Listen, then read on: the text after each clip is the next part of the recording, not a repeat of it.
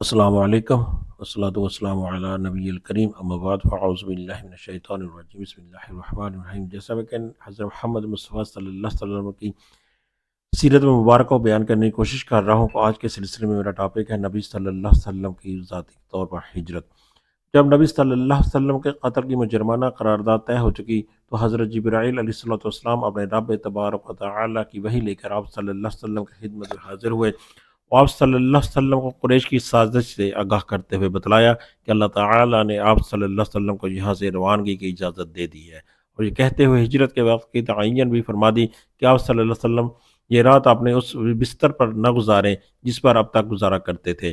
اس اطلاع کے بعد نبی صلی اللہ علیہ وسلم ٹھیک دوپہر کے وقت ابو بکر صدیق رضی اللہ عنہ کے گھر تشریف لے گئے تاکہ ان کے ساتھ ہجرت کے سارے پروگرام اور مرحلے طے فرما لیں۔ حضرت عائشہ صدیقہ رضی اللہ تعالیٰ عنہ فرماتی ہے کہ ٹھیک دوپہر کے وقت ہم لوگ ابو بکر رضی اللہ عنہ کے مکان میں بیٹھے تھے کہ کسی کہنے والے نے ابو بکر رضی اللہ عنہ سے کہا کہ یہ رسول اللہ صلی اللہ علیہ وسلم سر ڈھانکے تشریف لا رہے ہیں۔ یہ ایسا وقت تھا جس میں آپ صلی اللہ علیہ وسلم کبھی تشریف نہیں لایا کرتے تھے۔ ابو بکر صدیق رضی اللہ عنہ نے کہا، میرے ماں باپ آپ پر قربان، آپ صلی اللہ علیہ وسلم اس وقت کسی اہم معاملے ہی کی وجہ سے تشریف لائے ہیں۔ حضرت عائشہ رضی اللہ عنہ بیان کرتی ہیں کہ رسول اللہ صلی اللہ علیہ وسلم تشریف لائے، اجازت طلب کی، آپ صلی اللہ علیہ وسلم کو اجازت دی گئی اور آپ صلی اللہ علیہ وسلم اندر داخل ہوئے۔ پھر ابو بکر صدیق رضی اللہ عنہ سے فرمایا، تمہارے پاس جو لوگ ہیں انہیں ہٹا دو۔ ابو بکر رضی اللہ عنہ نے کہا، بس آپ کی اہل خانہ ہی ہے، آپ صلی اللہ علیہ وسلم پر میرے ماں باپ فدا ہو۔ اے اللہ کے رسول، آپ نے فرمایا، اچھا تو مجھے روانگی کی اجازت مل چکی ہے۔ ابو بکر صدیق رضی اللہ عنہ نے کہا، ساتھ؟ اے اللہ کے رسول صلی اللہ علیہ وسلم، میرے ماں باپ پر فدا ہو۔ رسول اللہ صلی اللہ علیہ وسلم نے فرمایا، ہاں۔ اس کے بعد ہجرت کا پروگرام طے کر کے رسول اللہ صلی اللہ علیہ وسلم اپنے گھر پر تشریف لائے اور رات کی آمد کا انتظار کرنے لگے۔ ادھر قریش کے اکابر مجرمین نے اپنا سارا دن مکے کی پارلیمان کے دارالندوہ کے پہلے پہر کی طے کردہ قرارداد کے نفاذ کی تیاری میں گزارا، اور اس مقصد کے لیے ان اکابر مجرمین میں سے 11 سردار منتخب کیے گئے، جن کے نام یہ ہیں: ابو جہل بن حشام، حکم بن عاص، عقبہ بن معید، نظر بن حارث، امیہ بن خلف، زمعہ بن اسود، طعیمہ بن عدی، ابو لہب، ابی بن خلف، نبیہ بن حجاج اور اس کا بھائی منبع بن حجاج۔ اب ابن اسحاق کا بیان ہے کہ جب رات ذرا طریق ہو گئی تو یہ لوگ گھات لگا کر نبی صلی اللہ علیہ وسلم کے دروازے پر بیٹھ گئے کہ آپ صلی اللہ علیہ وسلم سو جائیں، تو یہ لوگ آپ صلی اللہ علیہ وسلم پر ٹوٹ پڑے۔ ان لوگوں کو پورا وثوق اور پختہ یقین تھا کہ ان کی یہ ناپاک سازش کامیاب ہو کر رہے گی، یہاں تک کہ ابو جہل نے بڑے متکبرانہ اور پرغرور انداز میں مذاق و استہزاء کرتے ہوئے اپنے گھیرا ڈالنے والے ساتھیوں سے کہا، محمد صلی اللہ علیہ وسلم کہا کرتے تھے کہ اگر تم لوگ اس کے دین میں داخل ہو کر اس کی پیروی کرو گے تو عرب و عجم کے بادشاہ بن جاؤ گے، پھر مرنے کے بعد اٹھائے جاؤ گے تو تمہارے لیے اردن کے باغات جیسی جنتیں ہوں گی، اگر تم نے ایسا نہ کیا تو ان کی طرف سے تمہارے اندر ذبح کے واقعات پیش آئیں گے، پھر تم مرنے کے بعد اٹھائے جاؤ گے اور تمہارے لیے آگ ہوگی جس میں جلائے جاؤ گے۔ بہرحال اس سازش کے نفاذ کے لیے آدھی رات کے بعد کا وقت مقرر تھا، اس لیے یہ لوگ جا کر رات گزار رہے تھے اور وقت مقررہ کے منتظر تھے، لیکن اللہ اپنے کام پر غالب ہے، کسی کے ہاتھ میں آسمان اور زمین کی بادشاہت ہے، وہ جو چاہتا ہے کرتا ہے، جسے بچانا چاہے کوئی اس کا بال بکا نہیں کر سکتا، اور جسے پکڑنا چاہے کوئی اس کو بچا نہیں سکتا۔ چنانچہ اللہ تعالیٰ نے اس موقع پر وہ کام کیا جسے ذیل کی آیت کریمہ میں رسول اللہ صلی اللہ علیہ وسلم کو مخاطب کرتے ہوئے بیان فرمایا ہے کہ وَإِذَا يَمْكُرُ بِكَ الَّذِينَ كَفَرُوا لِيُثْبِتُوكَ أَوْ يَقْتُلُوكَ أَوْ يُخْرِجُوكَ وَيَمْكُرُونَ وَيَمْكُرُ اللَّهُ وَاللَّهُ خَيْرُ الْمَاكِرِينَ۔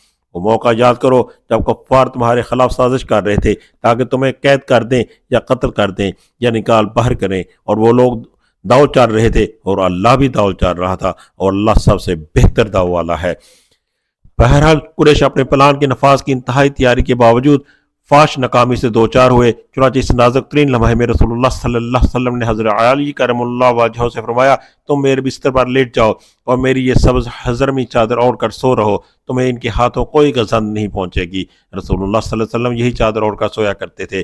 اس کے بعد رسول اللہ صلی اللہ علیہ وسلم باہر تشریف لائے، مشرکین کی صفیں چیریں اور ایک مٹھی سنگریزوں والی مٹی لے کر ان کے سروں پر ڈال لی، لیکن اللہ نے ان کی نگاہیں پکڑ لیں اور وہ بھی آپ صلی اللہ علیہ وسلم کو دیکھ نہ سکے۔ اس وقت آپ صلی اللہ علیہ وسلم یہ آیت تلاوت فرما رہے تھے، وَجَعَلْنَا مِن بَيْنِ أَيْدِيهِمْ سَدًّا وَمِن خَلْفِهِمْ سَدًّا فَأَغْشَيْنَاهُمْ فَهُمْ لَا يُبْصِرُونَ۔ ہم نے ان کے آگے رکاوٹ کھڑی کر دی اور ان کے پیچھے رکاوٹ کھڑی کر دی، بس ہم نے انہیں ڈھانک لیا ہے اور وہ دیکھ نہیں رہے ہیں۔ اس موقع پر کوئی بھی مشرک باقی نہ بچا جس کے سر پر آپ صلی اللہ علیہ وسلم نے مٹی نہ ڈالی ہو۔ اس کے بعد آپ صلی اللہ علیہ وسلم ابو بکر رضی اللہ عنہ کے گھر تشریف لے گئے، پھر ان کے مکان کی ایک کھڑکی سے نکل کر دونوں حضرات نے رات ہی کے رات یمن کا رخ کیا اور چند میل پر واقع سور نامی پہاڑی کے ایک غار میں جا پہنچے۔ ادھر محاصرین وقت سفر کا انتظار کر رہے تھے، لیکن اس سے ذرا پہلے انہیں اپنی ناکامی و نامرادی کا علم ہو گیا۔ ہوا یہ کہ ان کے پاس ایک غیر متعلق شخص آیا اور انہیں آپ صلی اللہ علیہ وسلم کے دروازے پر دیکھ کر پوچھا کہ آپ لوگ کس چیز کا انتظار کر رہے ہیں؟ انہوں نے کہا محمد صلی اللہ علیہ وسلم کا۔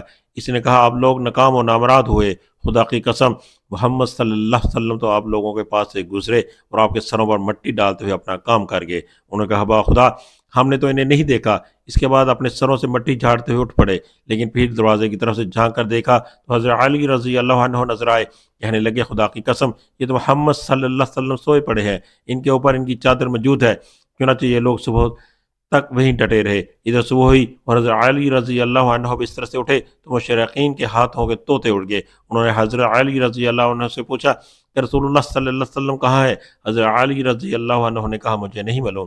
رسول اللہ صلی اللہ علیہ وسلم 27 صفر 14 نبوت مطابق 12-13 ستمبر 622 کی درمیانی رات اپنے مکان سے نکل کر جان و مال کے سلسلے میں اپنے سب سے قابل اعتماد ساتھی ابو بکر رضی اللہ عنہ کے گھر تشریف لائے تھے، اور وہاں سے پچھواڑے کی ایک کھڑکی سے نکل کر دونوں حضرات نے باہر کی راہ لی تاکہ مکہ سے جلد از جلد یعنی طلوع فجر سے پہلے باہر نکل جائیں۔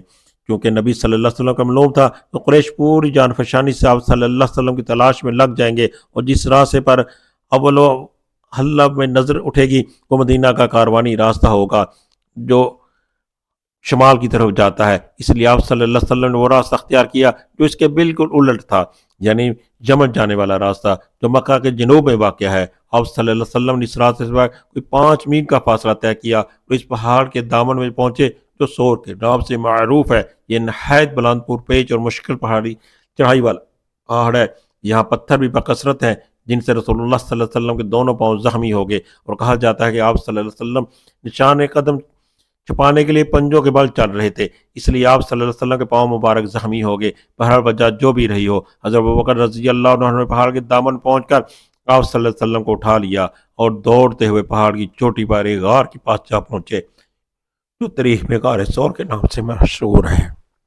غار کے پاس پہنچ کر ابوبکر رضی اللہ عنہ نے کہا خدا کے لیے ابھی آپ صلی اللہ علیہ وسلم اس میں داخل نہ ہو، پہلے میں داخل ہو کر دیکھ لیتا ہوں، اگر اس میں کوئی چیز ہوئی تو آپ صلی اللہ علیہ وسلم کی بجائے مجھے اس سے سابقہ پیش آئے گا۔ چنانچہ ابوبکر صدیق رضی اللہ عنہ غار کے اندر گئے اور غار کو صاف کیا۔ ایک جانب چند سوراخ تھے جنہیں اپنا تہ بند پھاڑ کر بند کیا، لیکن 2 سوراخ باقی بچ رہے۔ حضرت ابوبکر رضی اللہ عنہ نے ان دونوں پر اپنے پاؤں رکھ دیے اور پھر رسول اللہ صلی اللہ علیہ وسلم سے عرض کی اندر تشریف لائیں۔ آپ صلی اللہ علیہ وسلم اندر تشریف لے گئے اور حضرت ابوبکر رضی اللہ عنہ کے آغوش میں سر رکھ کر سو گئے۔